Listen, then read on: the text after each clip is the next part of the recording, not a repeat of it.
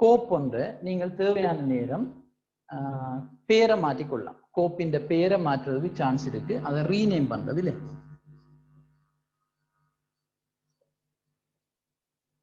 Rename பண்றது, பேரை மாற்றிக்கொள்ளலாம். இதுவும் இந்த வசதியும் இருக்கு. உங்களுக்கு தேவையான மாதிரி பேரை மாற்றிக்கொள்ளலாம். இதுல பாத்தீங்கன்னா கோப்பை நான் அழிக்கலாம்னு சொன்னேன், நீக்கலாம். அதே மாதிரி நீக்கப்பட்ட கோப்பை மீளவும் எடுக்கலாம். நீங்கள் ஒரு விண்டோஸ் ஆப்ரேட்டிங் சிஸ்டம் பயன்படுத்துறேன்னு சொன்னா உங்களுக்கு தெரிஞ்சிருக்கும். நீங்கள் கோப்புகளை அழிச்ச உடனே அது ஒரு ஃபோல்டருக்குள்ள சேமிக்கப்பட்டிருக்கும். ஒரு ரீசைக்கிள் பின்னு சொல்லி ஒரு ஃபோல்டருக்கு சேமிக்கப்பட்டிருக்கும். அங்க இருக்கிற ஃபைலை மீளவும் அந்த எங்கே சேமிக்கப்பட்டிருந்ததோ அந்த இடத்துக்கு கொண்டுடலாம். இப்ப அழிக்கப்படுறதுக்கு மட்டும் ஓஎஸ் பயன்படையில, அழிக்கப்பட்ட கோப்பை மீளவும் எடுக்கிறதுக்கும் ஓஎஸ் பயன்படுத்துறோம். அழிக்கப்பட்ட கோப்பை மீளவும் எடுக்கிறேன்னா நாங்க ரீஸ்டோர் பண்றோம்னு சொல்றோம். ரீஸ்டோர் பண்றேன்னா அழிச்சதை மீள எடுக்கிறது ரீஸ்டோர் பண்றது, ரைட்? அப்ப இதுவும் இன்னொன்று. அதே மாதிரி என்ன ஒரு லொக்கேஷனை சேஞ்ச் பண்றது. நீங்கள் ஒரு வெந்தட்டின் ஏதாவது ஒரு பகுதி இப்போ இ டிரைவுக்குள்ள சேமிச்சிருப்பீங்க. அதுல இருந்தாத நீங்கள் என்ன படிச்சிருப்பீங்க, காப்பி பண்ணலாம், இல்லை கட் பண்ணலாம். அதை அப்படியே அங்கிருந்து எடுத்து கொண்டு வந்து வேறு ஒரு லொக்கேஷன்ல சேவ் பண்ணி கொள்றது. அல்லது பென் டிரைவில் இருக்கக்கூடிய ஒரு கோப்பை வேறு ஏதாவது ஒரு ஹார்ட் டிஸ்குக்கோ அல்லது சிடிக்கோ நீங்க சேமிச்சு கொள்ளலாம். கோப்புகளை இடம் மாற்றுறதுக்காகவும் ரைட் மூவ் பண்றதுக்காகவும் நீங்கள் ஓஎஸை பயன்படுத்த வேண்டியிருக்கு. ஸோ கோப்புகள் தொடர்பாக செய்யக்கூடிய முக்கியமான சில செயற்பாடுகள் தான் இதில் நான் எழுதியிருக்கிறது. கோப்புகளை உருவாக்கின கோப்புகளை அழிக்கிறோம், அழிக்கப்பட்டதை தேவைன்னு சொன்னா மீள எடுக்கிறோம். அதே போல கோப்புகளுக்கு பெயர் இருக்கும், அதை மாற்றிக்கொள்ளலாம், ரீநேம் பண்ணலாம். அதே போல கோப்புகள் ஒரு இடத்துல இருந்து இன்னொரு இடத்துக்கு மாற்றிக்கொள்ளலாம், மூவ் பண்ணலாம். சரி, இப்படியான விடயங்களை நாங்கள் கோப்பு தொடர்பான செயற்பாடுகள், ஃபைல் ஆபரேஷன்ஸ் என்று சொல்றோம். ரைட்? இது இருக்க பாருங்க.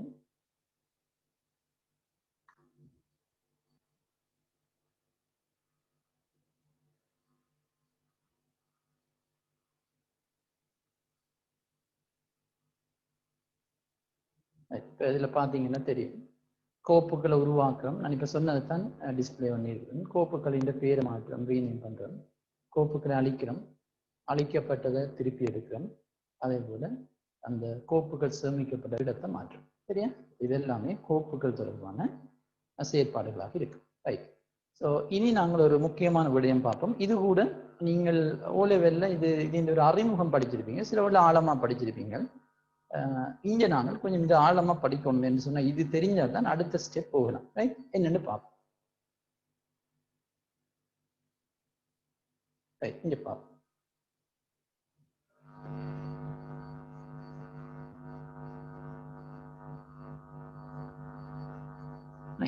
இப்ப நாங்கள்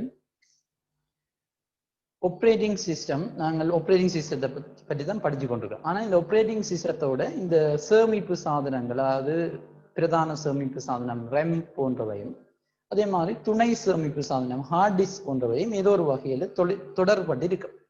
அப்ப அந்த விடயத்தை இருக்கப்பா. இப்ப நாங்கள் துணை நினைவகங்கள்ல கோப்புகளை சேமிக்கிறோம். உங்களுக்கு தெரியும், கணனிகள்ல கோப்புகளை சேமிக்கிறதா இருந்தா பிரதான நினைவகத்துல சேமிக்க இயலாது, ரெம்ல சேமிக்க இயலாது. கோப்புகள் சேமிக்கப்படணும்னா நிச்சயமா துணை சேமிப்பு சாதனம் ஹார்ட் டிஸ்க் போன்ற சேமிப்பு சாதனங்கள் தான் பயன்படும். இப்ப நாங்கள் இந்த துணை சேமிப்பு சாதனங்கள்ல ஒன்றாகிய வென்தட்டை பற்றி இருக்க பார்க்க போறோம். இப்ப உங்களுக்கு தெரியும், வென்தட்டில நாங்கள் தகவல்களை சேமிக்கிறோம். வென்தட்டுன்றது அதிகளவான தகவல்களையோ அல்லது அதிகளவான கோப்புகளை சேமிக்கிறதுக்குரிய ஒரு சாதனம், எல்லாருக்குமே தெரியும். வென்தட்டுக்குள்ள வென்தட்டுக்குள்ள நாங்கள் தரவுகளை சேமிக்கிறோம் என்று சொல்றது உண்மையாக அதன் அர்த்தம் என்னன்னா, வென்தட்டுக்குள்ள பல பாகங்கள் இருக்கு. நான் நினைக்கிறேன் நீங்கள் கிரேட் 10ல படிச்சிருக்கீங்க. வென்தட்டுக்குள்ள பல பாகங்கள் இருக்கு. அதுல ஒரு பாகம், யாராவது சொல்லிருக்கா வென்தட்டுக்குள்ள எந்த பகுதியில தரவுகள் சேமிக்கப்படுது? யாராவது ஞாபகம் இருக்கிறப்பல?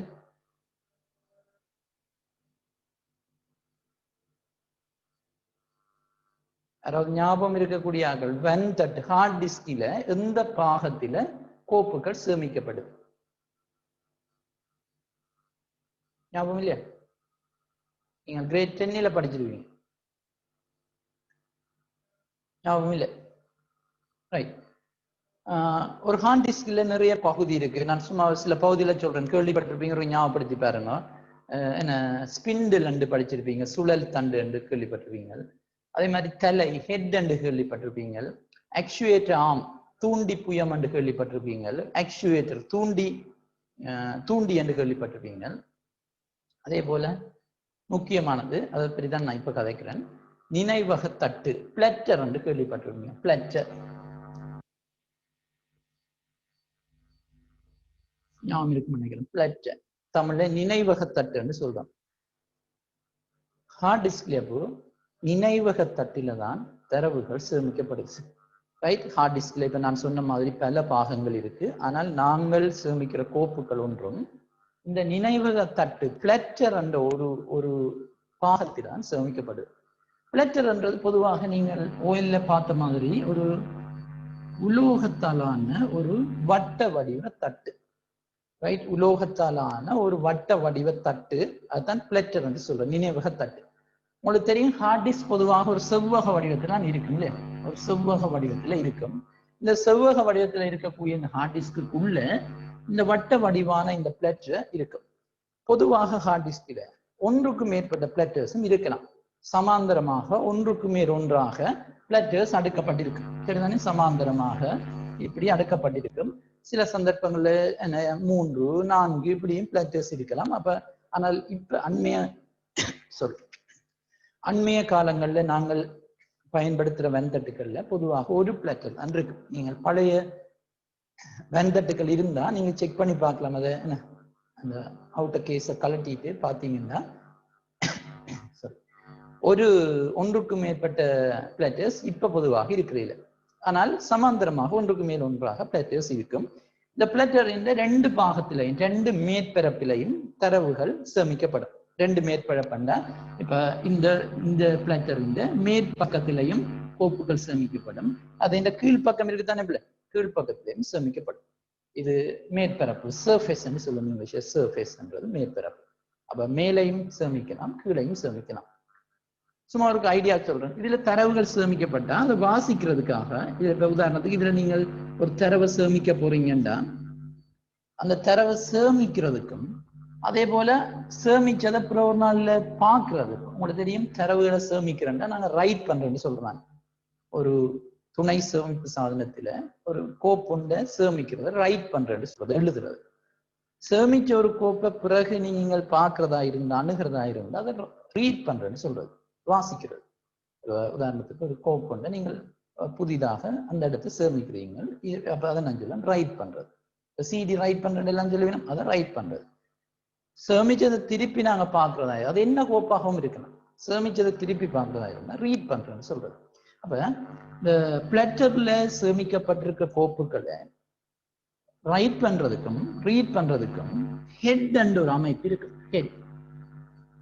ஹெட் என்ற ஒரு அமைப்பு இருக்கும். அந்த ஹெட் உங்களுக்கு கேள்விப்பட்டிருப்பீங்க, இப்படி ஒரு உலோகத்தாலான ஒரு சிறிய ஒரு ஆம் மாதிரி இருக்கும். அது ஆக்சுவேட்டர் ஆம்னு சொல்றது. அந்த ஆக்சுவேட்டர் ஆம் இந்த முனையில தான் இந்த ஹெட் இருக்கு. ஹெட்ன்றது மிக நுண்ணிய ஒரு சிறிய அமைப்பு. இந்த ஹெட் இந்த ஆக்சுவேட்டர் ஆம்ல பொருத்தப்பட்டிருக்கும். இந்த ஆக்சுவேட்டர் ஆம் இங்கே அங்கே மூவ் பண்ணும். ரைட், இப்படி மூவ் பண்ணும். அப்ப ஆக்சுவேட்டர் ஆம் மூவ் பண்ண உங்களுக்கு தெரியும், இந்த பிளட்டரும் சுத்தி கொண்டிருக்கும், பிளட்டர்ஸும் சுத்தி கொண்டிருக்கும். அப்ப உதாரணத்துக்கு இப்ப ஒரு கற்பனை செய்யுங்களேன், இப்ப இந்த இடத்தை சேமிக்க போறீங்கன்னா தரவை பிளட்டரும் சுத்தி கொண்டிருக்க, அப்படியே இப்ப இது சுத்தி சுத்தி சுத்தி இந்த இடத்துக்கு வந்துட்டுதுண்டா, இப்படி வந்துட்டுதுண்டா ஆக்சுவேட்டர் ஆம இப்படி மூவ் பண்ணும். இப்படி மூவ் பண்ணின உடனே அந்த இடத்தை எழுதப்படும். அல்லது வேறு இப்ப உதாரணத்துக்கு இந்த இடத்தை இருக்கிறது, இப்படி எங்க ஒரு இடத்தை இருக்குன்னு வைப்போம். இதுல இருக்கிற ஒரு ஃபைலை நீங்க வாசிக்க போறீங்க.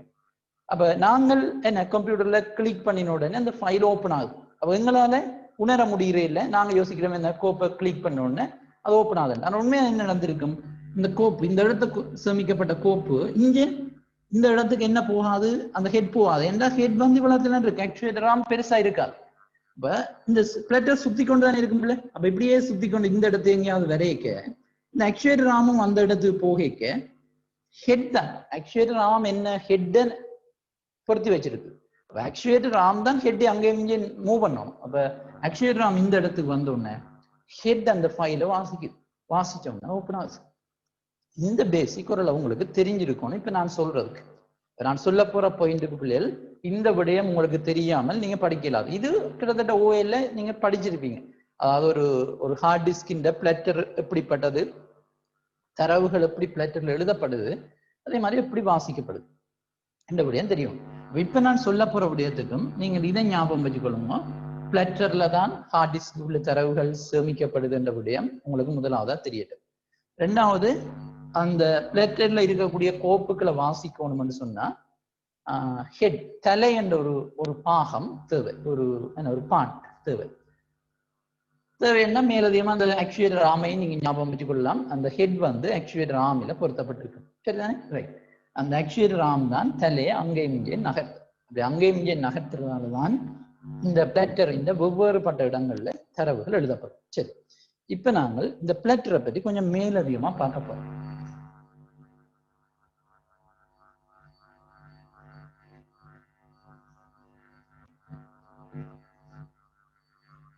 கவனிங்கள், ஒரு பிளட்டர் இப்படி இருக்கும், ஒரு வட்ட வடிவான, ரைட், ஒரு வட்ட வடிவான ஒரு உலோக தட்டு தான் பிளட்டர், ரைட். இந்த பிளட்டர் உண்மையாக எப்படி இருக்கும், நாங்க படிக்க போற ஒரு லாஜிக்கல் லே அவுட்னு சொல்லுவோம். தர்க்க ரீதியாக அந்த வன் தட்டின் பிளட்டர் எப்படி இருக்கும், உண்மையாக அப்படியெல்லாம் பிரிக்கப்பட்டிருக்கும் இல்ல, நாங்களாக ஒரு தர்க்க ரீதியான டிசைன் போடுறோம். உதாரணத்துக்கு ஒரு பிளட்டர் எடுத்தீங்கன்னா இப்படி இருக்கும், அதுல உள்ளுக்கு இப்படி இருக்கு, வட்ட வடிவாக இப்படி பிரிக்கப்பட்டிருக்கு.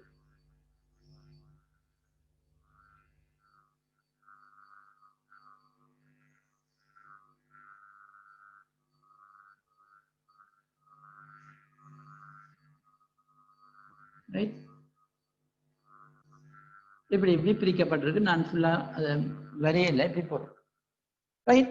இப்படி இருக்கும். அதே மாதிரி இப்படி இருக்கும்.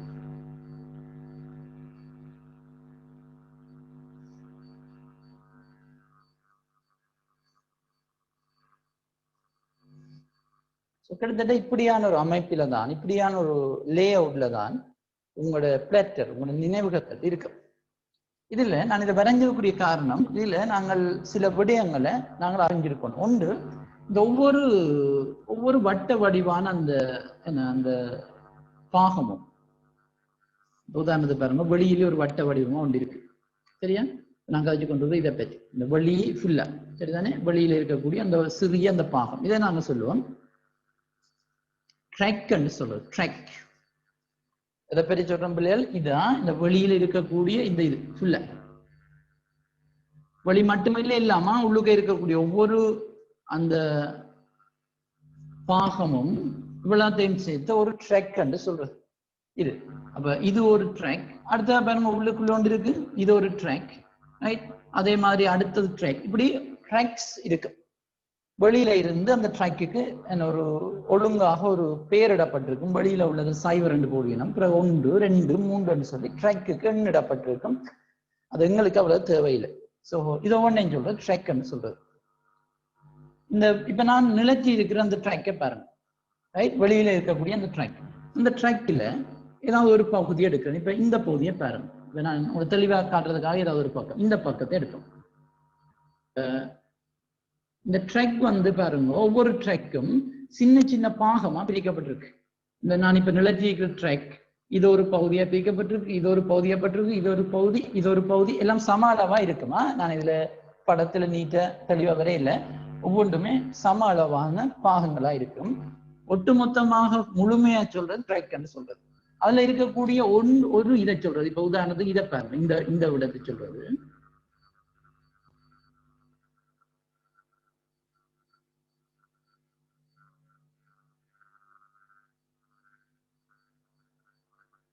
ரைட், ஒரு செக்டர் சொல்லுவோம். அதுல உள்ள ஒரு பகுதி வந்து ஒரு செக்டர். அதே மாதிரி இது ஒரு செக்டர், இது ஒரு செக்டர், இது ஒரு செக்டர், எல்லாமே ஒரு செக்டர். பொதுவாக அந்த ஒரு செக்டர் வந்து பொதுவாக 2 மடங்குகள்ல தான் அது இந்த சைஸ் இருக்கும்.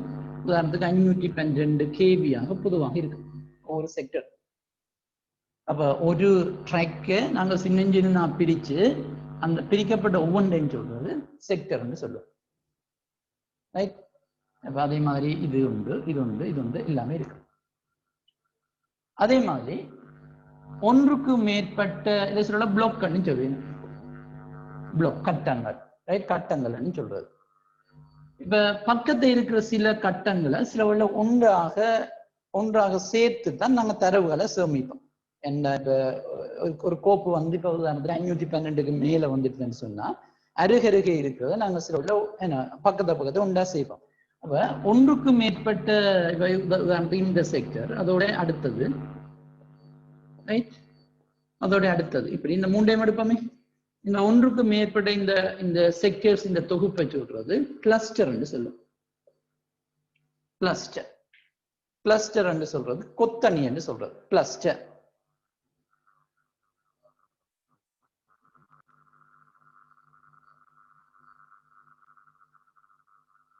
ஓகே, நான் ஒரு விடயம் காட்டிட்டு வரேன் கொஞ்சம்.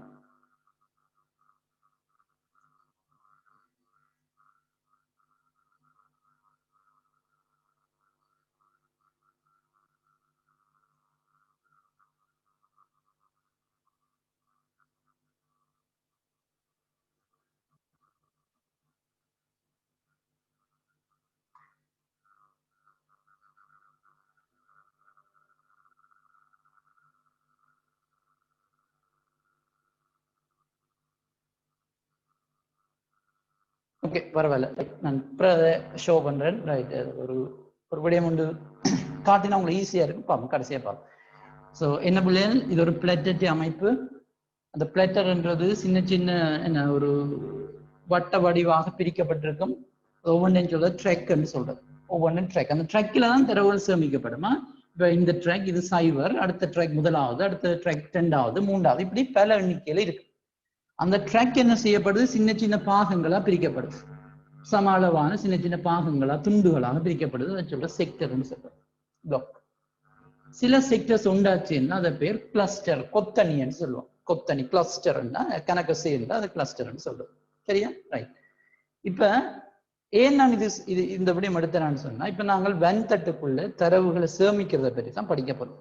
ஸோ வெண்தட்டில தரவுகளை சேமிக்கணும்னா இப்ப உங்களுக்கு விளங்கி இருக்கணும், அங்க இருக்கிற செக்டருக்கு தான் தரவுகள் சேமிக்கப்படும், கோப்புகள் சேமிக்கப்படும். ஆனா இப்ப உங்களுக்கு பாத்தீங்கன்னா ஒரு செக்டர் ஒரு பிளாக் வந்து 512 KB எடுத்துக்கொள்ளுங்க. அப்ப கிட்டத்தட்ட அப்படி இருந்தா உங்களோட கோப்பின் சைஸ் பெரிய. அப்ப நிச்சயமா ஒரு செக்டருக்கு சேமிக்கலாம். ஒன்றுக்கு மேற்பட்ட செக்டர் தேவைப்படும், ரைட்? அப்ப ஒன்றுக்கு மேற்பட்ட செக்டர் தேவைப்படைக்க அந்த கோப்பு எப்படி சேமிக்கப்படுதுன்றது கொஞ்சம் அறிஞ்சு விடுவோம். அதாவது பக்கத்து செக்டருக்கு சேமிக்கப்படுமா, அல்லது அங்கொன்றும் இங்கொன்றுமா சேமிக்கப்படுதா, அந்த விடயங்கள் எங்களுக்கு தெளிவா தெரியும். ரைட் தானே? ரைட். இப்ப இது எல்லாருக்கும் கிளியரா இருக்குன்னு நினைக்கிறேன். இந்த 3 விடயங்களை ஞாபகம் வச்சுக்கொள்ளும். இது நாங்கள் ஒரு வெண்தட்டின் ஒரு உள்ளக கட்டமைப்பு அல்லது உள்ளக லே அவுட், ஒரு இன்டர்னல் லே அவுட்னு சொல்லுவோம். ஸோ இது இந்த மையப்படுத்தி தான் இப்ப நான் சொல்ற விடயங்கள் வரப்போகுது. ரைட்? இதுலயே வச்சு நான் அதை சொல்றேன். இப்ப நீங்கள் ஒரு கோப்புண்ட வெண்தட்டில சேமிக்கிறீங்க. புதிதாக ஒரு கோப்புண்ட வெண்தட்டில சேமிக்கிறீங்க.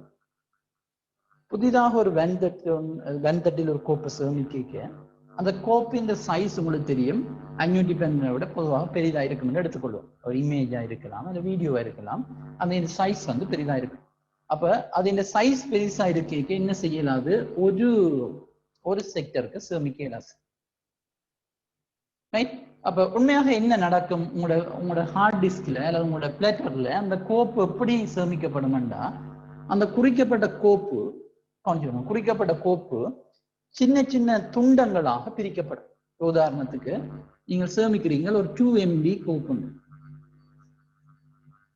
2 MB கோப்பு சேமிக்கிறீங்க. அந்த கோப்பு ஒரு கோப்பு தான், ரைட்? ஒரு கோப்பு சிறிய சம அளவு கொண்ட சின்ன சின்ன பாகங்களாக, பீஸாக பிரிக்கப்பட்டு இந்த செக்டர்ல எங்கெல்லாம் இடைவெளி இருக்கோ, ஃப்ரீ ஸ்பேஸ் இருக்கோ, அங்கெல்லாம் சேமிக்கப்படும்.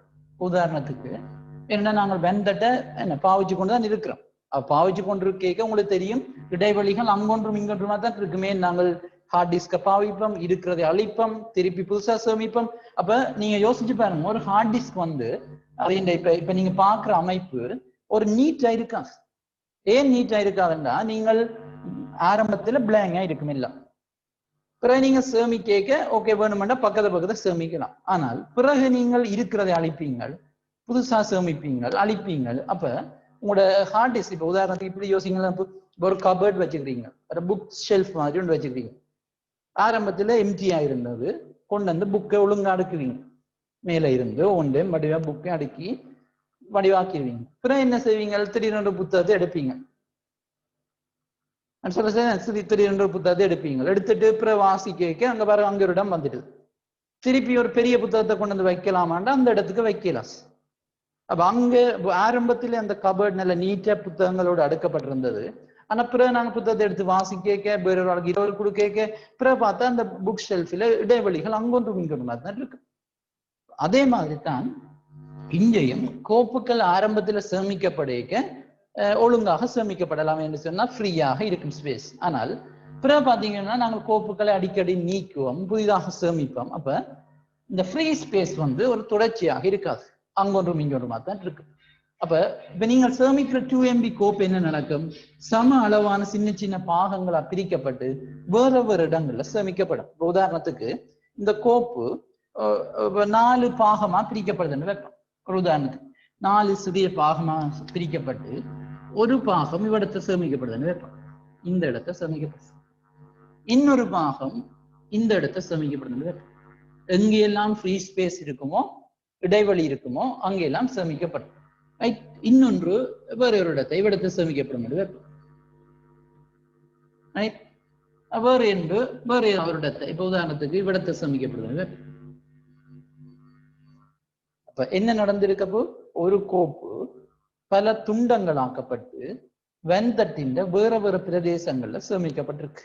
இதுதான் பொதுவாக நாங்கள் ஒரு கோப்பை சேமிக்க இப்படியான விடயங்கள் தான் நடக்கும். நீங்கள் யோசிச்சு பார்க்கலாம், எங்களுக்கு அப்ப கோப்பு எங்களுக்கு உண்டா தானே தெரியுது, எங்களோட வெண்தட்டில அந்த GUI-ல கிராபிக்கல் யூசர் இன்டர்ஃபேஸ்ல கோப்பு ஒரு கோப்பு மாதிரி தானே தெரியுதுன்னா எங்களுக்கு அப்படியான ஒரு தோற்றப்பாட்டை அது தருது. ஆனால் கணனியில அவ்வாறா சேமிக்கப்படுறீர்கள்.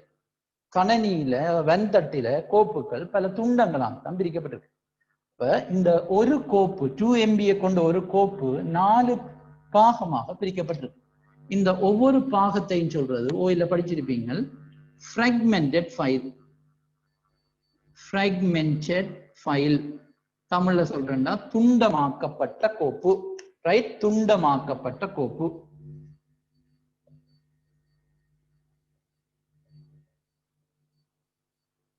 என்ன துண்டமாக்கப்பட்ட கோப்புன்னா, ஒரு கோப்பு ரைட், ஒரு கோப்பு பல சிறிய பாகங்களாக பிரிக்கப்பட்டா அந்த ஒவ்வொரு பாகத்தையும் சொல்றது துண்டமாக்கப்பட்ட கோப்பு, fragmented file. ஒவ்வொரு பாகம் ஒரு பீஸ் ரைட், இது ஒரு fragmented file, இது ஒரு fragmented file. இப்ப யோசிச்சு பாருங்க, ஒரு பிளட்டர்ல இப்படியான துண்டமாக்கப்பட்ட கோப்புகள் நிறைய இருக்குமா இருந்தா, இந்த ஃபைல் ஒரு ஃபைல் 4 துண்டமாக்கப்பட்ட கோப்பா இருக்கு. இதே மாதிரி உங்களோட கணனியில் எத்தனை கோப்பு இருக்கு? எல்லா கோப்பும் இப்படி பிரிக்கப்பட்டு துண்டமாக்கப்பட்டிருந்தால் யோசிச்சு பாருங்க, ஒரு பெரிய பிரச்சனை வரும். ஏன்னா இப்ப உதாரணத்துக்கு இப்ப இந்த துண்டமாக்கப்பட்ட கோப்புகளை பாருங்க. இப்ப இந்த ஃபைல ரைட், இந்த ஃபைல இப்ப நான் ஓபன் பண்ண போறேன், ரீட் பண்ண போறேன். ஓபன் பண்ண போறேன்னு சொன்னா நான் ஏற்கனவே உங்களுக்கு சொல்லிட்டேன், இதுல இருக்கக்கூடிய கோப்புகளை எழுதுறதும் அதை வாசிக்கிறதும் ஹெட் என்ற ஒரு அமைப்பு, தலை, ஹெட் தான் எழுதணும் வாசிக்கணும். ஹெட் எங்க இருக்கும்? ஆக்சுவேட்டர் ஆம், தூண்டி புயம் என்று சொல்லி ஒரு சிறிய ஒரு வன்பொருள், ஒரு சிறிய ஒரு பாகத்துல தான் பொருத்தப்பட்டு இருக்கு. அப்ப உதாரணத்துக்கு இப்படி நாங்க கற்பனை செய்வோமே, அப்போ இப்ப ஒரு ஆக்சுவேட்டர் ஆம் இப்படி இருக்கு, இப்படி ஒன்று இருக்கும், இது இந்த முனையில தான் ஹெட் இருக்கு. இதுதான் ஒரு மிக நுண்ணிய ஒரு அமைப்பு, இதுதான் ஹெட், தலை. அப்ப இந்த ஹெட் தான் இந்த கோப்பை வாசிக்கணும். இந்த ஹெட் இதை வாசிக்கணும் வேண்டாம், அந்த கோப்பு அந்த ஹெட்டுக்கு மேல வரணும் அண்டா தான் அதை வாசிக்கும். அண்டா இப்ப என்ன பிரச்சனை, உங்களோட பாகங்கள் 4 வேற ஒரு இடத்துல இருக்கு. இப்ப கற்பனை செய்து பாருங்க, இப்போ உதாரணத்துக்கு இப்ப இந்த பாகம் தான் முதலாவதுண்டா, இது பிளட்டர் சுத்தி கொண்டிருக்கும் இல்லையா, பிளட்டரும் சுத்தும், அதே மாதிரி ஆக்சுவேட்டர் ஆமும் இங்கே அங்கே நகருமா, இப்படி இப்படி நகரத்தான் ஹெட் கொஞ்சம் கொஞ்சமா இங்கே வங்காலையும் போகும். இப்ப இது சுத்தி கொண்டு இருக்க இது இவ்விடத்துக்கு வரைக்கும் இதை ரீட் பண்ண, அதே போல அது சுத்தி கொண்டு இருக்க எப்படியே வரைக்க பாருங்க. ஒரு கட்டத்துல இதுவும் இங்க வரும், கற்பனை செய்யலும் தானே, இதுவும் இங்க வரும், அதை ரீட் பண்ண. அதே மாதிரி சுத்தி கொண்டு இருக்க இந்த இது இருக்குதான், இந்த மேல உள்ள துண்டமாக்கப்பட்ட கோப்பு அதுவும் இங்கே ஒரு இடத்த வரும் தானே, ஆக்சுவேட்டர் ஆமும் மூவ் பண்ணுமா, அந்த இடத்த நிக்காது, அது அதுக்கேற்ற மாதிரி அந்த இடத்துக்கு போகும். உதாரணத்துக்கு அது அப்படியே மூவ் பண்ணி இங்க வரைக்க இது மூவ் பண்ண, அதை ரீட் பண்ண. அதே மாதிரி இங்க ஒன்று இருக்கு பாருங்க, இதுவும் சுத்தி கொண்டு இருக்க ஒரு கட்டத்துல இதுவும் இங்க எங்கேயாவது இடத்து வரைக்க ரீட் பண்ண. ஆக இந்த 4 துண்டமாக்கப்பட்ட கோப்பையும் இந்த ஹெட் வாசிச்சா பிறகுதான் அந்த கோப்பு என்ன செய்யும், ஓப்பனா விளங்க. ஏன் இந்த 4 கோப்பு இல்லையா, ஒரு கோப்பு 4 துண்டமா இருக்கு. அப்ப இந்த 4 சிறிய பாகங்களையும் இந்த ஹெட் வாசிச்சாத்தான் இந்த இது ஓப்பனா. அப்படியே இருந்து யோசிப்பாருங்க, ஒப்பிட்டளவுல கட்டாயமா நேரம் எடுக்கும். எங்களால உணர முடிகிற இல்லையே, நாங்கள் அந்த கோப்பத்தை கிளிக் பண்ணினோம்னா கோப்பு ஓப்பன் ஆகிற மாதிரி இருக்கு. ஆனா கட்டாயமாக அந்த கோப்புகள் எல்லாமே வாசிக்கப்பட்ட பிறகுதான், அதாவது துண்டமாக்கப்பட்ட கோப்புகள் ஒவ்வொன்றும் வாசிக்கப்பட்ட பிறகுதான் இந்த கோப்பு ஓப்பனா. இது உங்களோட வெண்தட்டின் வினைத்திறனை நிச்சயமாக குறைக்கும். இதே மாதிரி எல்லா கோப்பும் இருக்கு, இப்படித்தான் பல கோப்பு இருக்கு. அப்ப இதை நீங்க என்ன செய்யலாது, இப்படியே விடையலாம். விளங்குதானே இப்போ இந்த பிரச்சனை, ரைட். இப்ப என்ன செய்யணும், நாங்கள் இந்த துண்டமாக்கப்பட்ட கோப்புகளை அருகருகே உள்ள பிளாக்கில் அருகருகே இருக்கிற செக்டர்ல சேமிக்கும். ஏன்னா அங்கொன்றும் இங்கொன்றும் இருக்கிறதாலதான் இந்த ஹெட்டுக்கு அங்க எல்லா செக்டரையும் வாசிக்கிறதுக்கு நேரம் எடுக்குது. அப்ப நீங்கள் இந்த 4 துண்டமாக்கப்பட்ட கோப்புகளையும் அருகருகே போட்டு விட்டீங்கன்னா, ஒரு கிளஸ்டர் மாதிரி போட்டு விட்டீங்கன்னா ஹெட்டுக்கு இப்படி நேரம் எடுக்க தேவையில்லை. பக்கத்தை இருக்குமா இருந்தா ஹெட் அப்படியே மூவ் பண்ணி இருந்தா ஒரே மூவ் பண்ணல, இப்படியே மூவ் பண்ணிக்க ஒரே நேர்கோட்டில் அவனத்தையும் வாசிக்க. ஒப்பீட்டு அளவில் அந்த ஃபைல் அணுகிறதுக்கு நேரம் குறைவா இருக்கு. அப்ப நாங்க என்ன செய்யணும், துண்டமாக்கப்பட்ட கோப்புகளை ஒழுங்கமைச்சு அருகருகே இருக்கிற செக்டர்ல சேமிக்கணும். இப்படி சேமிக்கிறது தான் நாங்கள் டீஃப்ராக்மெண்டேஷன் சொல்றோம். ரைட், டீஃப்ராக்மெண்டேஷன் வட்டு சீராக்கல் என்று பொதுவாக சொல்லுவேன். இப்ப நாங்க படிச்சது ஃப்ராக்மெண்டட் ஃபைல் என்னென்னு படிச்சிருக்கோம். இப்ப என்ன செய்யணும், இந்த ஃப்ராக்மெண்டட் ஃபைல்ஸை நாங்கள் இல்லாம செய்து அந்த ஃபைல் எல்லாத்தையுமே உங்களுக்கு தெரியும் ஒரு செக்டர்ல மட்டும் சேமிக்கிறார். நிச்சயமா கேட்க வேணும்டா ஒன்று கிட்டத்தட்ட 512 உங்களுக்கு 2 MB இருக்கு. அப்ப ஒன்றுக்கும் மேற்பட்ட தேவை. அப்படி வரையக்க நீங்க என்ன செய்யலாம், அருகருகே சேமிக்கலாம். அதாவது அரேஞ்ச்மெண்ட் மாதிரி ஹார்ட் டிஸ்கை மீண்டும் ஒரு தடவை நீங்க ஒழுங்குபடுத்துறீங்க. எங்க கபர்ட்ல அங்கொன்றும் இங்கொன்றும் டபிள்யூ வந்துட்டு நீங்க புதிதாக கொண்ட பெரிய பெரிய புக்குகளை வைக்கலாம் போயிட்டுதுன்னா நீங்க கிட்டத்தட்ட திருப்பி புக்குகளை அரேஞ்ச் பண்ற மாதிரி நீங்க இங்கேயும் புதிதாக அரேஞ்ச்மெண்ட் செய்யணும். இதுக்கு பேர் தான் டீஃப்ராக்மெண்டேஷன். கேள்விப்பட்டிருப்பீங்க, வட்டு மீள் சீராக்கம் இல்லை வட்டு சீராக்கம்னு சொல்லுவோம். இப்படியான ஃப்ராக்மெண்டட் ஃபைல்னா என்ன, ஒரு கோப்பு பல துண்டங்களாக பிரிக்கப்பட்டிருந்தால் அந்த ஒவ்வொரு துண்டத்தையும் சொல்றது துண்டமாக்கப்பட்ட கோப்பு. துண்டமாக்கப்பட்ட கோப்புகள் இருக்கிறதால வெண்தட்டின் வினைத்திறன் குறைவடையும். இந்த வினைத்திறன் குறைவடைகிறது நாங்க இல்லாம செய்யறதுக்காக அல்ல வினைத்திறனை அதிகரிக்கிறதுக்காக இந்த துண்டமாக்கப்பட்ட கோப்புகளை நாங்கள் அருகருகே உள்ள செக்டர்ல சேமிக்கும். இந்த செயற்பாட்டுக்கு பேர் தான் டீஃப்ராக்மெண்டேஷன். ரைட்,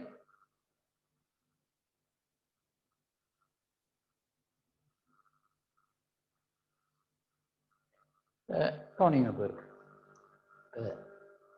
பெரிய பருமன் கூடிய கோப்புகள் பல துண்டங்களாக பிரிக்கப்பட்டு அவை ஒவ்வொன்றும் வெண்தட்டின் வெவ்வேறு இடங்களில் சேமிக்கப்பட்டிருக்கும். இவ்வாறான கோப்பு ஒன்றின் பகுதிகள் ஒவ்வொன்றும் துண்டமாக்கப்பட்ட கோப்பு எனப்படும். இதுல இந்த படத்துல இந்த ப்ளூவில் இருக்கிற ஒவ்வொன்றும் துண்டமாக்கப்பட்ட கோப்பு. ரைட், துண்டமாக்கப்பட்ட கோப்பு. அங்கு ஒரு கோப்பு தான் வேற வேறு இடங்கள்ல சிதறி இருக்கு. ரைட், அப்ப இந்த விடயங்களை நீங்க என்ன செய்யணும், அப்போ இதை இல்லாம செய்யணும். ஸோ இப்போ இதுலேயும் பார்த்தீங்கன்னா தெரியும். இதுலேயும் பாருங்க, துண்டமாக்கப்பட்ட கோப்புகள் இந்த ரெட்ல இருக்கிறது எல்லாம் ஒரு கோப்புன்னு எடுங்க. இந்த ரெட் கலர்ல இருக்கிறது ஒரு கோப்பு பாருங்க. இந்த ரெட் கலர்ல இருக்கிறது எங்க எல்லாம் இருக்கு, இதுல 1 இருக்கு, இங்கால 2 இருக்கு, அப்புறம் இதுக்கு இருக்கு, ரைட் இதுக்கு இருக்கு, ஸோ வேற ஒரு இடத்துல இருக்கு. ப்ளூவா பாருங்க ஒரு கோப்பு, இதுல கொஞ்சம் இருக்கு, அப்புறம் இதுல இருக்கு. ஸோ இப்படி இருக்கிறது தான் துண்டமாக்கப்பட்ட கோப்புகள்.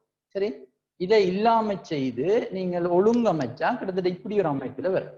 இதுதான் நாங்கள் மீள் துண்டமாக்கப்பட்டது அல்லது வட்டு சீராக்கல் என்று சொல்றோம். மீள் துண்டமாக்கப்பட்டாலும் டீஃப்ராக்மெண்டேஷன் தான், ஒழுங்கமைச்சாங்க. இப்ப ஒரு வெண்தட்டு உண்மையாக இப்படி ஒரு தோற்றப்பாடலாம் இருக்கு, ரைட்? அப்ப இப்படி இருக்கிறத நாங்கள் அனுமதிக்க கூடாது. என் வினைத்திறன் குறைவடையும். நாங்க அப்போ ஒழுங்கமைக்கணும். ஒழுங்கமைக்கிறதா இருந்தா நீங்க மென்பொருள் கேள்விப்பட்டிருப்பீங்க, இந்த வட்டு மீள் டீஃப்ராக்மெண்டேஷன் செய்யறதுக்காக மென்பொருட்கள் இருக்கு. அந்த மென்பொருட்களை இப்ப விண்டோஸ் ஆப்ரேட்டிங் சிஸ்டம்னா அந்த விண்டோஸ் ஆப்ரேட்டிங் சிஸ்டத்துல டிஸ்க் டீஃப்ராக்மெண்டேஷன் என்ற ஒரு மென்பொருள் இருக்கு. அதை பயன்படுத்தி அதை நீங்கள் யூஸ் பண்ணி நீங்கள் ஒழுங்கமைக்கலாம் திருப்பி. அப்படி திருப்பி நீங்க ஒழுங்கமைச்சா தான் உங்களோட வெண்தட்டில் ஓரளவு வினைத்திறன் கிட்டத்தட்ட ஒரு ஒரு ஒரு மாதத்துல 2 தரமோ அல்லது கிழமைக்கு ஒரு காலோ நீங்கள் இப்படி ஒரு விடயத்தை செய்வீங்களா இருந்தால் உங்களுடைய வெண்தட்டு துண்டமாக்கப்பட்ட கோப்புகளோட இல்லாமல் வினைத்திறனாக இயங்கக்கூடியதாக இருக்கு. இதுல பாருங்க, அதே தான். முதலாவதுல துண்டமாக்கப்பட்ட கோப்புகள் இருக்கு, இரண்டாவதுல அது டீஃப்ராக்மெண்டேஷன் செய்யப்பட்டிருக்கு. மீள் துண்டமாக்கப்பட்ட வட்டம் தான் அதெல்லாம் ஒழுங்கு பண்ணப்பட்டது, டீஃப்ராக்மெண்டேஷன் செய்யப்பட்டிருக்கு, எல்லாம் அருகருகே உள்ள செக்டர்ல இருக்கு. ஓகே, அது சும்மா ஒரு கற்பனைக்காக போட்டிருக்கேன். இந்த அனிமேஷன் இதை பாருங்க. இப்ப இதுல இருக்கிறது எல்லாம் ஃப்ராக்மெண்டட் ஃபைல், அங்க இங்க சிதறி இருக்கு பாருங்க. இப்ப ஒழுங்கமைக்க போகுது பாருங்க. இப்படித்தான் நடக்கும் கம்ப்யூட்டருக்குள்ள. அங்க இப்ப ஒவ்வொரு நிறமும் ஒவ்வொரு ஃபைல். இப்ப பாருங்க, டீஃப்ராக்மெண்டேஷன் நடந்து இப்ப ஒழுங்கமைச்சிடுச்சு, திருப்பி திருப்பி வரும். இப்ப பாருங்க ப்ளூ எல்லாமே இப்ப செட். இப்ப பாருங்க ரெட் வந்து அங்க இங்க சிதறி இருக்கு. ஒரு கோப்பு 10 பாகமா இருக்கு. அதே மாதிரி கிரீனும் ஏதோ 7 பாகமா இருக்கு. ஆனா டீஃப்ராக்மெண்டேஷன் முடியக்கு பாருங்க, இப்ப பாருங்க ரெட் ஒழுங்கு பண்ணியாச்சு, கிரீனும் ஒழுங்கு பண்ணியாச்சு, ரைட்? இப்ப இந்த லைட் ஜெல் ப்ளூ ஒழுங்கு பண்ணப்படுது பாருங்க. ஸோ இப்ப டீஃப்ராக்மெண்டேஷன் முடிஞ்சது, திருப்பி திருப்பி வருது. இப்படித்தான் ஒரு கற்பனையில யோசிச்சு கொள்ளுங்க, டீஃப்ராக்மெண்டேஷன் செய்ய இப்படித்தான் நடக்கும். கோப்புகள், துண்டமாக்கப்பட்ட கோப்புகள் எல்லாம் ஒழுங்கமைக்கப்பட்டு நீங்க இப்ப ஸ்கிரீன்ல பாக்குற மாதிரி இருக்கு, சரிதானே? இப்போ சோ இப்ப துண்டமாக்கப்பட்ட கோப்புண்டா என்னன்றது எல்லாருக்குமே விளங்கி இருக்கும். அதே மாதிரி இந்த மீள் துண்டமாக்கம் டிஸ்க் டீஃப்ராக்மெண்டேஷன் என்னன்றதும் விளங்கி இருக்கும். அது ஒரு மென்பொருளை பாவிச்சு தான் நீங்க செய்யும், சரிதானே? ரைட். இனி நாங்க பார்க்கலாம் அடுத்த முக்கியமான இன்னொரு விடயம்.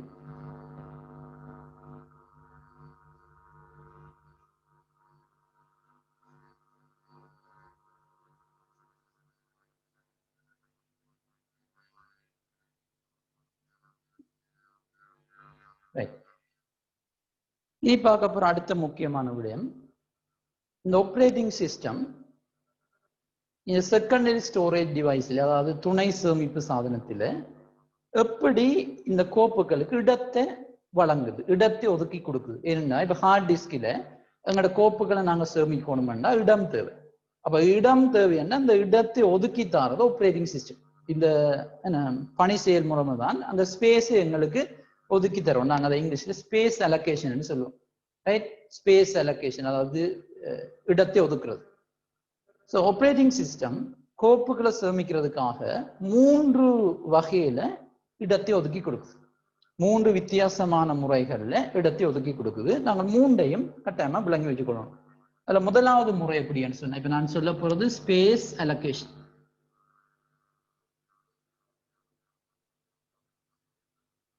ஸ்பேஸ் அலோகேஷன் என்னப்போ, ஒரு துணை சேமிப்பு சாதனத்தில கோப்புகளை சேமிக்கிறதுக்கு இடம் தேவை. அந்த இடம் எப்படி ஒதுக்கப்படுது, பணி செயல்முறை தான் அதை செய்யணும், எப்படி அந்த இடத்தை ஒதுக்கி கொடுக்குது.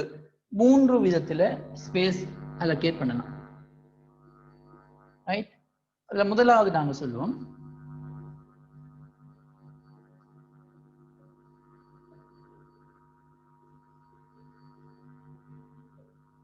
contiguous allocation. தமிழ்ல சொல்றேன்னா அடுத்தடுத்தான ஒதுக்கீடு. பார்ப்போம் என்னன்னு, அடுத்தடுத்தான ஒதுக்கீடு இங்கிலீஷ்ல contiguous allocation சொல்லுவோம். பார்ப்போம் என்னன்னு. அடுத்தது linked allocation, right? linked allocation தமிழ்ல சொல்றேன்னு சொன்னா இணைந்த ஒதுக்கீடு, ரைட்? மூன்றாவது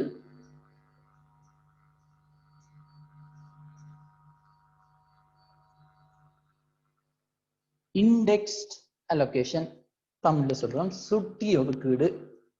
சோ அடுத்தடுத்தான ஒதுக்கீடு என்ற முறையை பாவிச்சு கோப்புகளுக்கு இடம் துணை சேமிப்பு சாதனத்தில் ஒதுக்கப்படலாம். லிங்க் இணைந்த ஒதுக்கீடு என்றதை பயன்படுத்தியும் கோப்புகளுக்கு இடம் ஒதுக்கப்படலாம். சுட்டி ஒதுக்கீடு என்ற பயன்படுத்தியும் கோப்புகளுக்கு இடம் ஒதுக்கப்படலாம். இந்த மூன்றுமே மூன்று விதமாக இடத்தை ஒதுக்கி கொடுக்கும். ரைட், நான் முதல் பார்ப்போம் இந்த அடுத்தடுத்தான ஒதுக்கீடு என்ன, அது அந்த முறையை அதை பாவிச்சு எப்படி இடம் ஒதுக்கப்படுதுன்னு பார்ப்போம். அதுக்கு பிறகு நாங்கள் மற்ற ரெண்டையும் பார்ப்போம். ரைட்,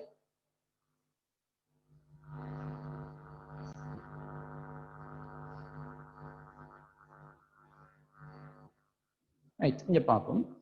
இப்ப நான் முதல் சொன்னேன் தானே, இப்படி ஒரு பிளாட்டர் இருக்கும், சரியா? பிளாட்டர் இருக்கும், உள்ளுக்கு ட்ராக் இருக்கும், இது ஒவ்வொன்றும் ஒரு ட்ராக்.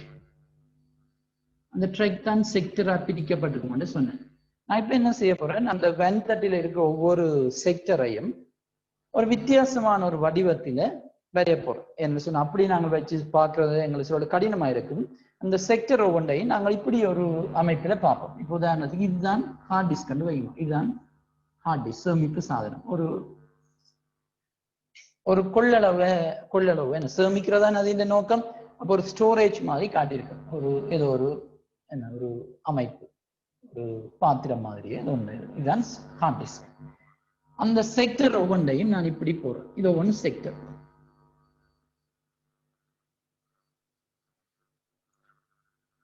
நாங்கள் இதை படிக்கிறதுக்கு இலகுவாக்குறதுக்காக இப்படி எழுதுறோம். ரைட், இது ஒன்று செக்டர் பிளாக்னு சொல்லலாம்.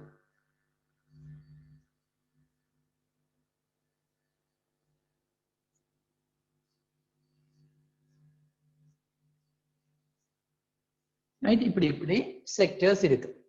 இப்ப முதலாவது செக்டர் சைவர் என்ற ஒரு பேரால் அழைக்கப்படும். அது செக்டருக்குரிய ஒரு முகவரி. ரைட், ஒவ்வொரு கட்டத்துக்கும் ஒரு நினைவக முகவரின்னு நீங்க சொல்லலாம். இது உண்டு. ரைட், எழுதுறேன். இது சைவர், இது உண்டு, இது 2, இது 3.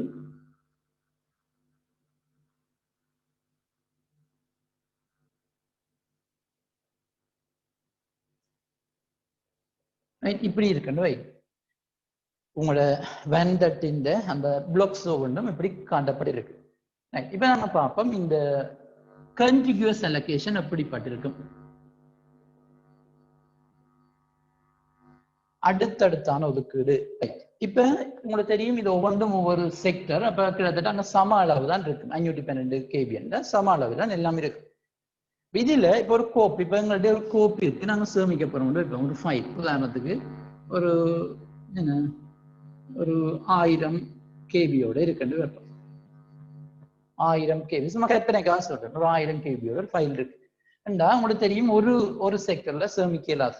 அப்ப இந்த முறையில இந்த அடுத்தடுத்தான ஒதுக்கீடுல எப்படி இடம் ஒதுக்கப்படும்? இப்ப இந்த கோப்புக்கு வெண்தட்டில இடம் ஒதுக்கப்படணும். ஏன் இதை நாங்க சேமிக்க போறோம், இப்ப கட்டாயமாக இடம் ஒதுக்கப்படணும். அப்ப இதுல எப்படி இடம் ஒதுக்கப்படும்னா, அடுத்தடுத்தான இந்த கட்டங்கள் அல்ல அடுத்தடுத்தான இந்த செக்டர் தான் இந்த கோப்புகளை சேமிக்கிறதுக்காக பயன்படுத்தப்படும். அங்க ஒன்று இப்ப நான் சொன்னேன் தானே முதல் இந்த டீஃப்ராக்மெண்டேஷன் செய்ய அங்க இங்கன்னு சொல்லி அப்படி இல்லாமல் இங்கே அடுத்தடுத்த கட்டங்கள். இப்ப உதாரணத்துக்கு இந்த கோப்பு ஏதாவது ஒரு இடத்த பாமே, இப்ப 1000 MB KB இப்ப இந்த 2 பிளாக்கு தான் தேவைப்படும் வைப்போம். இந்த 2 பிளாக்குக்கு சேமிக்கப்படும். அடுத்தடுத்து இருக்கிற இந்த 2க்குள்ளையும் இது சேமிக்கப்பட்டிருக்கு. ரைட், இதுக்குள்ள இப்ப அந்த கோப்பு இருக்கு.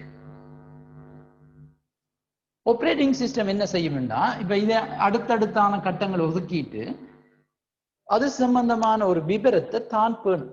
ஏனென்றா இந்த கோப்பு எங்க இருக்குன்றது ஓஎஸ்க்கு தெரியணும். ஏன்னா ஓஎஸ் தான் ஃபைலை ஹேண்டில் பண்ணுது. அப்ப ஓஎஸ் என்ன செய்யும், இப்ப இந்த கோப்புக்கு இந்த 2 கட்டத்தையும் ஒதுக்கிட்டு என்ன செய்யும்னா தான் ஒரு கோப்பு கொண்ட பேணும். என்னன்னா இந்த கோப்பு எங்க இருக்குண்டு அதை நாங்க டிரெக்டரி என்று சொல்லுவோம்.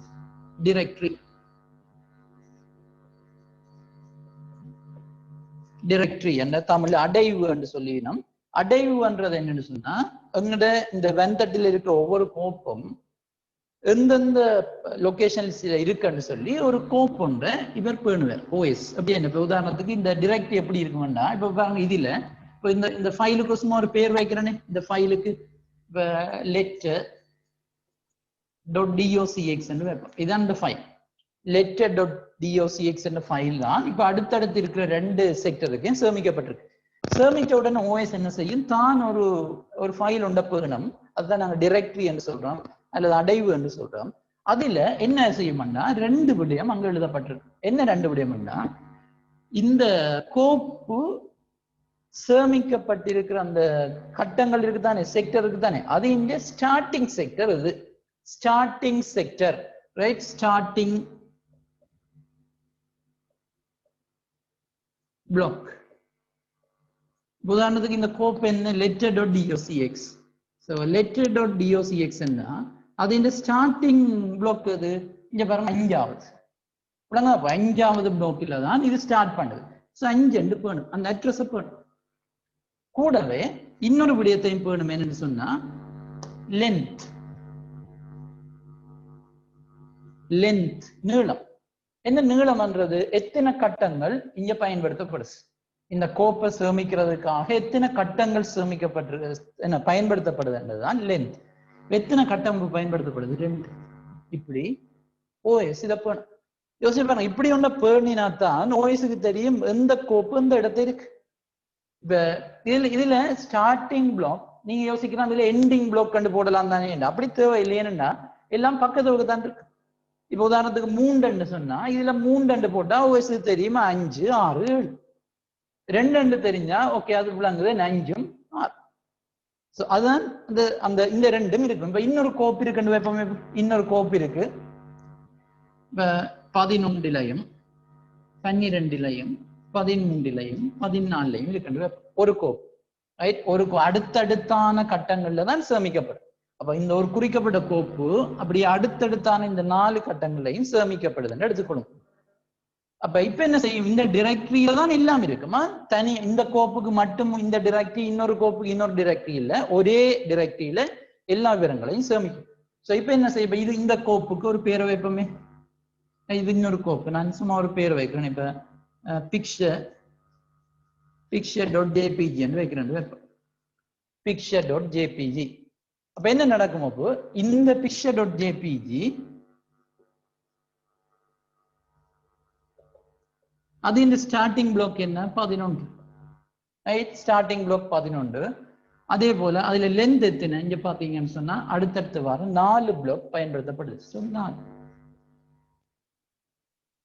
இதே மாதிரி எல்லா கோப்புகளுக்கும் இப்படி ஒரு டைரக்டரி அதை பேணிக்கொள்ளும். இதே டைரக்டரியில எல்லா கோப்புகளும் காட்டப்படும். இப்ப இன்னொரு கோப்பு இருந்தா அது எங்க துவங்குது, இந்த முடியுது, முடிகிறது பொறுத்தவரை லெந்த போட்டாச்சு. அப்ப மிக இலகுவான விடயம் இந்த கண்டிகுவஸ் அலோகேஷன், அதாவது அடுத்தடுத்தான ஒதுக்கீட்டில ஒரு கோப்பு அடுத்தடுத்து வார இந்த செக்டர்ஸ்ல இல்ல பிளாக்கில சேமிக்கப்படும். அதே நேரத்தில் அப்படி சேமிக்கிறதோட ஆப்ரேட்டிங் சிஸ்டம் ஒரு டைரக்டரி ஒன்றை மெயின்டைன் பண்ணும். அந்த டைரக்டரியில 2 விடயங்கள் காட்சிப்படுத்தப்படும். ஒன்று அந்த கோப்பின் ஸ்டார்டிங் பிளாக் என்னன்றது காட்சிப்படுத்தப்படும். அதே போல அந்த ஒவ்வொரு ஃபைலின் லென்த் காட்சிப்படுத்தப்படும். சரியா? இப்ப இதை வச்சுக்கொண்டுதான் ஒவ்வொரு கோப்பும் எங்க இருக்கும்ன்றதை ஓஎஸ் விளங்கிக் கொள்ளும். கிளியரா இது? இதுதான் முதலாவது. இப்ப இதுல இருக்கக்கூடிய ஒரு பிரதிகூல நன்மை என்று சொன்னா, இதுல இருக்கக்கூடிய நன்மை என்னன்னு சொன்னா, உங்களுக்கே தெரியும், ஒரு கோப்பை அணுகிறது மிக வேகமா அணுகலாம். நேரடியாயும் ஒரு கோப்பை அணுகலாம். ஒரு கோப்பை நாங்க நேரடியாக அணுகலாம். அதே மாதிரி விரைவாக அணுகலாம். ஏன் விரைவாக அணுகலாம் பாருங்க, நான் முதலில் சொன்ன மாதிரி அடுத்தடுத்து இருக்கு. இந்த செக்டர்ல பக்கத்தை இருக்குமா இருந்தா ஒரு கோப்பை அணுகிறது அல்லது ஒரு கோப்பை ஓப்பன் பண்றது வேகமா நடக்கும். சோ அப்படி ஒரு விடயம் இங்க இருக்கிறது மிக சிறந்த ஒரு விடயம். விளங்குதானே? இது ஒரு நன்மையாக இங்க சொல்லலாம். ஒரு கோப்பை நேரடியா நீங்க அணுகலாம், அதே மாதிரி விரைவாக அணுகலாம். ஏனென்றா பக்கத்து இருக்கு. இதுல இருக்கக்கூடிய ஒரு பிரதிகூலம் என்னன்னு சொன்னா, மிக முக்கியமான ஒரு பிரதிகூலம் இருக்கு என்னன்னு சொன்னா, ஒன்று இப்ப உங்களுக்கு பாருங்க, இந்த கோப்பு நீங்கள் ஏற்கனவே சேமிச்ச கோப்பை நீங்கள் மாடிஃபை பண்ணி அது இந்த சைஸை கூட்ட நினைச்சீங்கன்னா உங்களுக்கு அதை கூட்ட முடியாது. நான் என்ன சொல்றேன், ஒரு கோப்பு நீங்க ஆல்ரெடி சேமிச்சிட்டீங்க, சேமிக்க அதுக்கு ஒரு சைஸ் இருந்திருக்கும். 5, 6 2 கட்டத்துக்கு சேமிச்சாச்சு. இப்ப நீங்க என்ன செய்வீங்க, அந்த கொஞ்ச நாளைக்கு பிறகு அந்த கோப்பை திருப்பி ஓபன் பண்ணி அதுல மாற்றங்களை செய்து அது இந்த சைஸ் கொஞ்சம் அதிகரிச்சுட்டு வைங்க, கெப்பாசிட்டி அந்த ஃபைலின் சைஸ் கூடிட்டு. இப்ப நீங்க திருப்பி சேமிக்கிறதா இருந்தா இங்க பிரச்சனை வரும். ஏன்னா பக்கத்துல இருக்கிற அந்த பிளாக்ஸ்ல வேறு ஏதாவது ஃபைல் வந்திருக்கு, நீங்கள் சேமிக்க சில அது ஃப்ரீயா இருந்திருக்கு. ஆனால் அதுக்கு பிறகு இதுக்குள்ள வேற வேற கோப்புகள் வந்திருக்கு. இப்ப யோசிச்சு பாருங்க, இந்த ஃபைல் சைஸ் கூடிட்டுன்னா இப்ப ஃப்ரீ ஸ்பேஸ் இல்லையே பக்கத்து. ஸோ ஒரு கோப்பை நாங்கள் என்ன அதிகரிச்சுட்டா, அது இந்த சைஸை அதிகரிச்சுட்டா அதை சேமிக்கிறது கடினமா இருக்கு. அதே மாதிரி அந்த அர்த்தப்படத்தை தான் நாங்க இன்னொன்னு சொல்லுவோம், என்னன்னா இதுல உள்ள பிரதி உலமா சொல்றது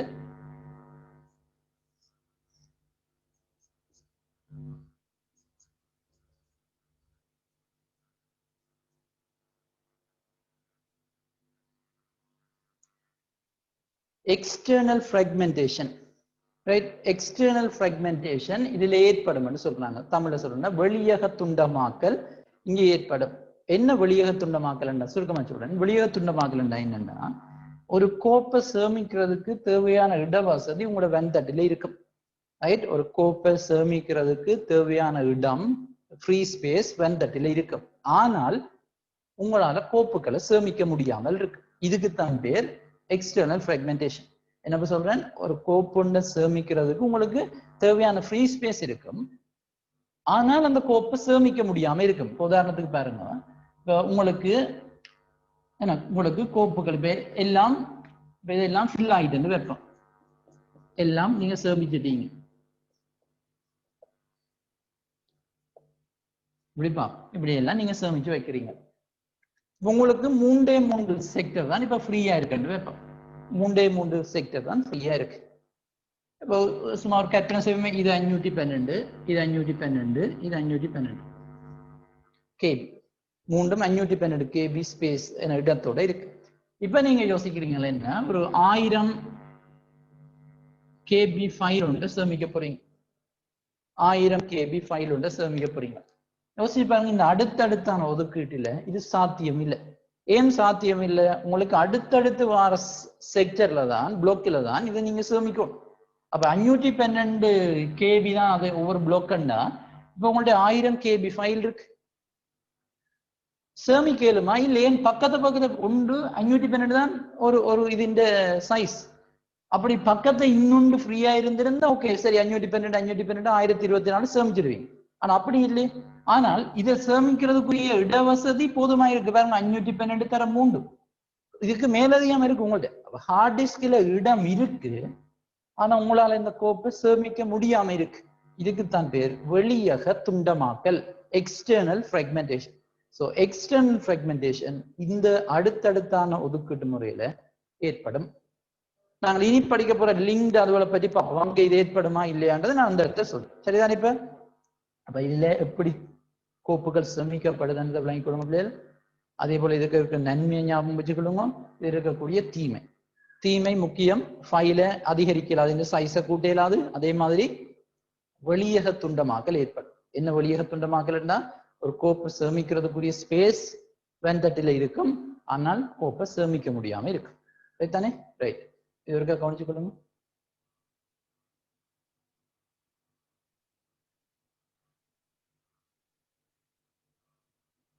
இதுல நான் காட்டினது தான் இது. பாருங்க, ஒரு கோப்பு கவுண்ட் பேர்ல ஒரு கோப்பு இருக்கு, 2 பக்கத்துல இருக்கு, 2 பிளாக்ல சேமிக்கப்பட்டிருக்கு. ஸோ ஸ்டார்ட்ங்க எத்தனை லென்த் போட்டிருக்கு. ஓஎஸ்க்கு தெரியும், ஸ்டார்ட் 0, அப்ப 2 அடுத்தடுத்து 2ல. அதே மாதிரி பாருங்க, வேற ஒரு ஃபைல் இது 19ல இருந்து எப்படி போகுது. மெயில் ஒரு கோப்பு. ரைட், இங்க பாருங்க, மெயில் ஒரு கோப்பு 19வது பிளாக்ல ஸ்டார்ட் பண்ணது, லென்த் 6 இருக்கு. அப்ப 19ல இருந்து அடுத்து வார 6 பிளாக் பயன்படுத்தப்படுது. இங்க பாருங்க, லிஸ்ட் ஒன்று இருக்கு, கோப்புக்கு பேர் இருக்கு லிஸ்ட். அங்க 4 இருக்கு, 28ல ஸ்டார்ட் பண்ணுது. இங்க பாருங்க, லிஸ்ட் 28ல இருந்து 4 மட்டும் போகுது. ஓகே, ஸோ இப்படி இதுல வேற கோப்புகள் எஃப் ஒரு கோப்பு இருக்கு, 6ல இருந்து 7, அப்ப 6 அங்கே 2 போட்டிருக்கு. ஸோ இப்படித்தான் கண்டினியூஸ் அலோகேஷன்ல ஃபைலை ஸ்டோர் பண்றது. ஓகே, ஸோ நான் நன்மை சொல்லிட்டேன் எப்படின்னு சொல்லி ஞாபகம் வச்சுக்கிட்டீங்கன்னா சரி. ஓகே, இது கிளியரா? இதுதான் அடுத்தடுத்தான ஒதுக்கீட்டு முறையில கோப்புகளை சேமிக்கிறது. அப்ப இனி நாங்க அடுத்து வார கிளாஸ்ல இதுல உங்களுக்கு பாருங்க பிரதிகூலம் இருக்கு. மிக முக்கியமான பிரதிகூலங்கள் தான் நாங்க இப்ப குறிப்பிட்டது. வெளியக துண்டமாக்கல், ஒரு கோப்பை நாங்கள் அதிகரிக்கலாம், சைஸை கூட்டையலாம். அப்ப நீங்கள் சேமிச்ச சைஸ்ல தான் இதை தொடர்ந்து பேண வேண்டி இருக்கு. அது யதார்த்தம் இல்லைன்னு. அப்போ நாங்கள் கட்டாயமாக சைஸை கூட்டணும். அப்போ இப்படியான பிரச்சனைகளை நாங்கள் மற்ற அலோகேஷன்ல தீர்த்து கொள்ளணும். ரைட். அப்போ இந்த அளவில் இன்றைக்கு நாங்கள் நிறுத்திக் கொள்வோம். அடுத்து வர வகுப்பில் மற்ற 2 அலோகேஷனையும் பார்ப்போம். ரைட். ஓகே, நன்றி.